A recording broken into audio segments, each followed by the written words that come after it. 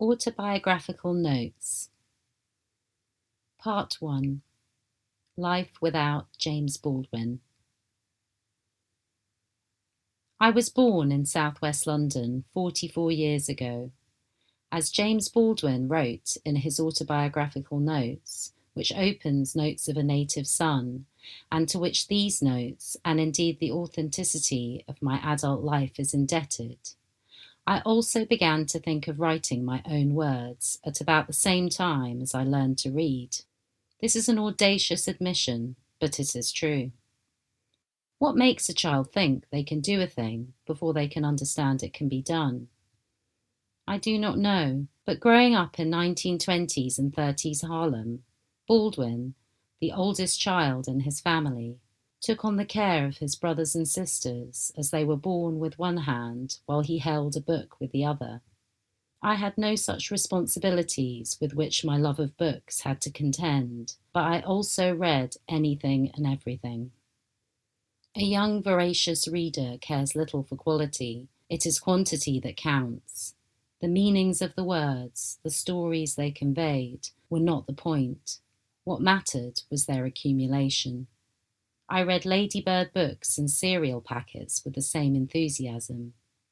I remember diving underwater in the bath to see how many words on the shampoo bottle I could do before having to burst through the surface, gasping for air. Gasping, always, for more words. I had a hunger for explanation, I now see, a need to shore up ways to describe the life I was living. All this was unconscious. The life that I was living appeared to be beyond description. I had neither read it on a page nor seen it described in the world. That we were not like other families seemed to be no one's fault but ours. I grew up in Richmond upon Thames, a rarefied world perched atop a hill, a position so emblematic it seemed bestowed like an act of geographical entitlement. The tuck shop where we bought our penny sweets in thin white paper bags after school was called the Hilltop. J.M.W. Turner painted the view from the hill. Mick Jagger and Jerry Hall lived in one of the handsome white mansions that overlooked it. One of Charles Dickens' favourite places to mark a birthday or launch a book was at the Star and Garter, in his time a hotel, in mine a home for injured war veterans, and nowadays a meticulous refurbishment of luxury 2, 3 and 4 bedroom residences. History had left its mark on Richmond, even if we seem to be absent from its story. We were a brown family in a white middle-class world. When people were being racist, though I would never have dreamed of calling it that, they would turn to me, squeeze my skinny brown arm affectionately, and say, "But not you, Chitra." I was relieved. But our otherness extended further, like the view from Richmond Hill over the Serpentine River. We were also from South India, or at least my parents were. The half of the subcontinent that no one seemed to know because it contained neither the Taj Mahal nor the kormas they ordered on a Friday night.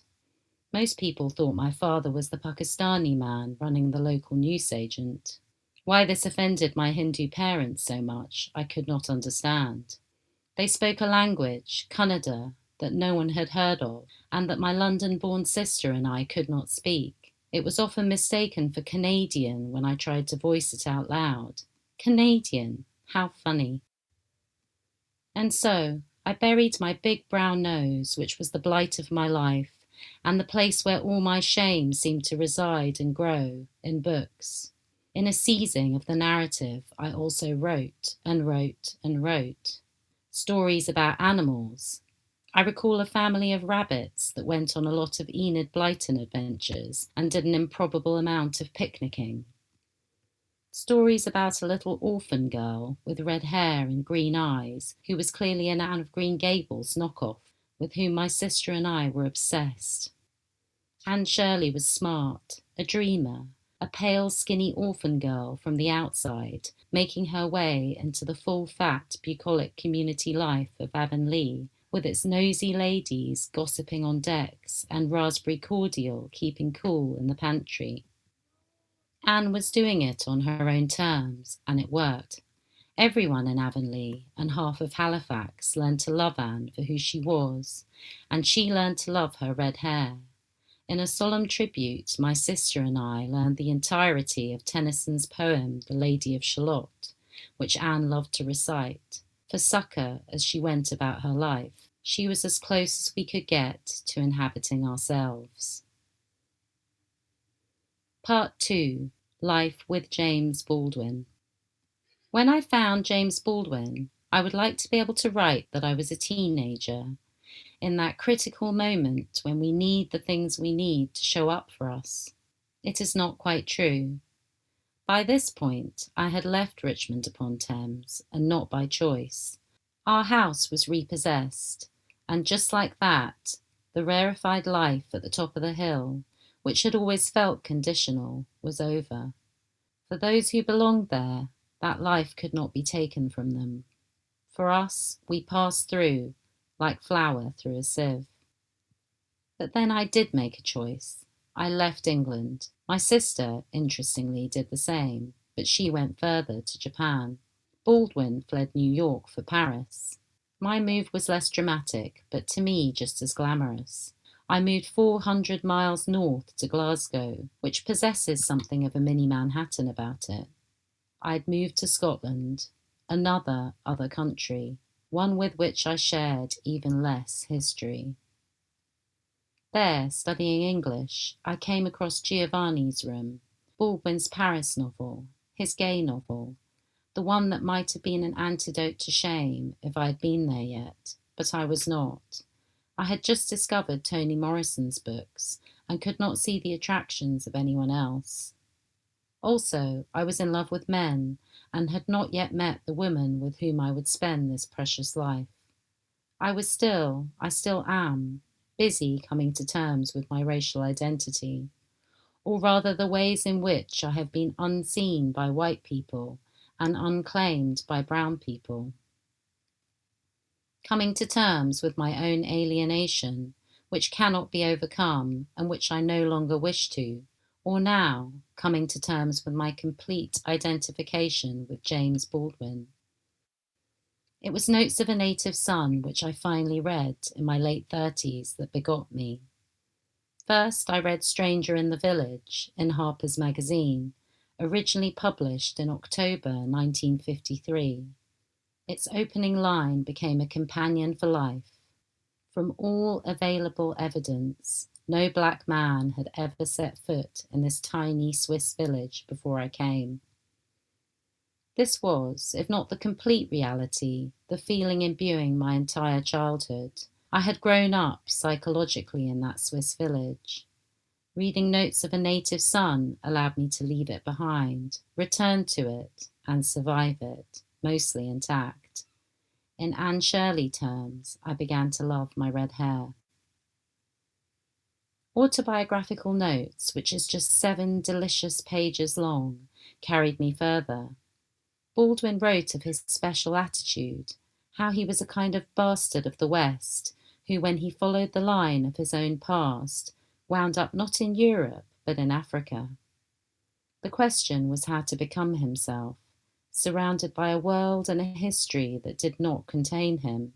And remember, he was writing these words neither in his native America, nor his ancestral Africa, but in a hotel in Paris. This was my predicament, spelled out half a century earlier, by the bravest of men in the most beautifully wry words. Words that make me gasp every time I read them, as though I've ingested them underwater, while holding my breath. Baldwin's solution was to rely on himself. He would have to appropriate these white centuries and accept his special attitude. The stakes were so high. If he did not achieve this, there would be no place for him in this world. And if there was no place for this particular queer black man, there would be no place for me either. I ended up writing about my special attitude in what is probably the most personal chapter of my book, Homelands. It is an attitude which was formed by a single paragraph of Baldwin's words in Autobiographical Notes. He closes that breathtaking essay with a brief list of his interests. So, as I began with a historical echo of that essay's opening line, I shall close with my list. I, like Baldwin, love to eat and drink and laugh. I am also deadened by earnestness, and though I'm embarrassed to admit it, find those who ingratiate themselves with others, they were called tryhards at school, abhorrent. I love my dog, and to watch any dog being a dog is a source of the purest pleasure for me. I love walking and the syncopation, sprawl, and anonymity of cities. I love nature, though I never feel entirely at home in it. I love being in water. I love reading books and writing. The practice of using words to find out what I think is when I am most at peace. I love babies, children, my parents, which is to say people really, flaws and all, even if in theory only, the ones who try too hard. I love the vicissitudes of a single day. Among his interests, Baldwin declares that he loves America more than any country in the world. And while I couldn't honestly say the same for Britain, I must admit that I do love this country of mine. And even in this frightening moment in its history, I have no desire to live anywhere else on earth. I have many responsibilities and would like to live up to all of them. I am like James Baldwin. I want to be an honest woman and a good writer.